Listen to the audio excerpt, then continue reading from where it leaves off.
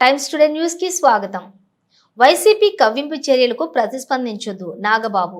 ఓటమి భయంతో వైసీపీ దాడులు చేసే అవకాశం ఉందని నాగబాబు అన్నారు. కూటమి నేతలు జన సైనికులు సంయమనం పాటించాలని విజ్ఞప్తి చేశారు. వైసీపీ పరాజయం అంచుల్లో ఉంది. ఓట్ల లెక్కింపు సమయంలో సంయమనం పాటించి ఈసీకి సహకరిద్దాం. వైసీపీ కవ్వింపు చర్యలకు ప్రతిస్పందించొద్దు. మనం ప్రజాస్వామ్యాన్ని గౌరవిద్దాం. ఖచ్చితంగా కూటమి ప్రభుత్వం ఏర్పడబోతోందని ఎక్స్ లో నాగబాబు వీడియో రిలీజ్ చేశారు. అందరికీ నమస్కారం.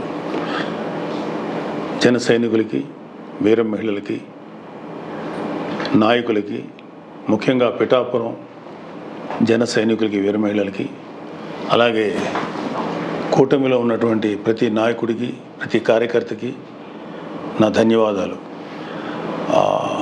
ముఖ్యంగా ఇవాళ కూటమి విజయానికి చేరువలో ఉంది. వైసీపీ పరాజయం అంచుల్లో ఉంది. సో ఎప్పుడైతే ఒక మనిషి పరాజయం అవుతాడు అని తెలియగానే ఒక రకమైన ఫ్రస్ట్రేషన్ ఉంటుంది. ఒక కైండ్ ఆఫ్ వైలెన్స్ చేయడానికి, గొడవలు చేయడానికి సన్నద్ధులు అవుతుంటారు. మీ అందరికీ నా విన్నపం ఏంటంటే, ముఖ్యంగా జన సైనికులకి, వీర మహిళలకి, నాయకులకి, రేపు ఓట్ల లెక్కింపు సమయంలో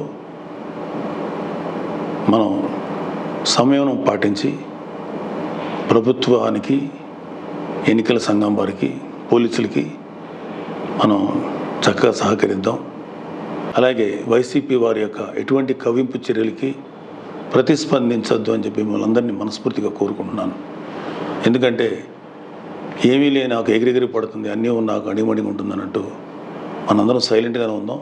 కూటమి సభ్యులందరికీ, అలాగే జనసేన కార్యకర్తలకి, వీర మహిళలందరికీ ఒక మనవి, మనం ప్రజాస్వామ్యాన్ని గౌరవిద్దాం. ప్రజాస్వామ్యానికి వ్యతిరేకంగా మనం ఏం చేయొద్దు. పోలీసులకి, ఎన్నికల సంఘానికి సంపూర్ణంగా సహకరిద్దాం. మన డెమోక్రటిక్ స్పిరిట్ని మనం నిలబెట్టుకుందాం. ఖచ్చితంగా రేపు రాబోతున్నది మన కూటమి ప్రభుత్వమే. కాబట్టి ఓడిపోయే వాళ్ళు చేసేటువంటి కవ్వింపు చర్యలకి, వాళ్ళు చేసేటువంటి అల్లర్లకి మీరు ప్రతిస్పందించొద్దు. Thank you very much. All the best.